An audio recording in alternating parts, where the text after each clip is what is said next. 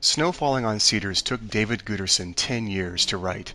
It takes place in a small community on a fictional island in the Puget Sound archipelago off the coast of Washington state, a mystical, watery wilderness whose magic Guterson evokes poetically. The story is about a trial for murder and about a forbidden love. Even before dawn, many men set sail from this small island to fish for salmon. But this one particular morning, one of them does not come back. This happens sometimes. Fishing alone in heavy seas is extremely dangerous. But when the sheriff pulls the man's body from the water, he sees that the man has suffered what looks like a severe blow to the head. The autopsy adds a few other oddities to what might have been a simple fishing accident, and the sheriff becomes suspicious of foul play. Since this is the early 1950s, the sheriff immediately looks for a culprit among the island's Japanese citizens. It was only 12 years ago that President Franklin Roosevelt sent the Japanese off to internment camps, fearing that they were all enemy spies. And it's only been 8 years since the war ended and the island's Japanese residents were allowed to move back.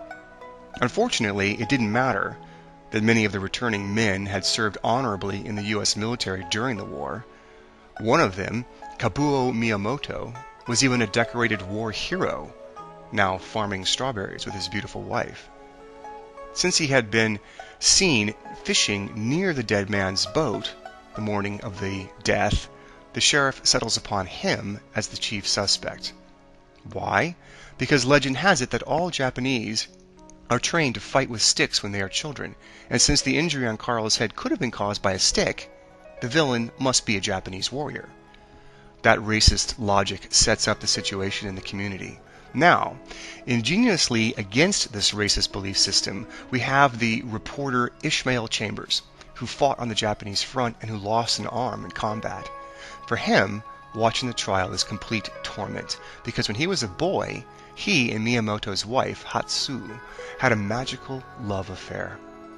She was an incredibly gorgeous young woman, and since it was not allowed for Japanese boys and girls and white boys and girls to have relationships, Ishmael and Hatsu couldn't even be friends in public.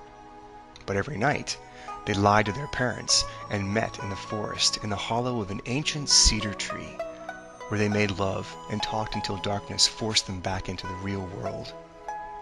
When the war began, Ishmael was drafted and Hatsu was sent to a Japanese internment camp. It was there that the inertia of tradition and family brought her into her marriage with Miyamoto. She returned to the island a Japanese wife, resolved with her community to re-establish their rightful place in America. When Ishmael returned, he found the love of his life, married, and entrenched, untouchable in her own community. He and Hatsu could only look at each other. Ishmael's love for her took the form of letting her have her proper Japanese status without her secret being revealed. But Ishmael could not stop adoring her. He himself never married.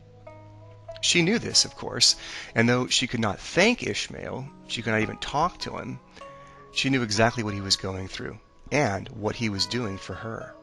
Now, at the trial, she suffers on her husband's behalf, and he suffers with her, from afar. As the story builds to its remarkable climax, Ishmael finds himself in a position where he is able to save Miyamoto from the false accusations made against him. By saving him, he would relieve Hatsu's suffering.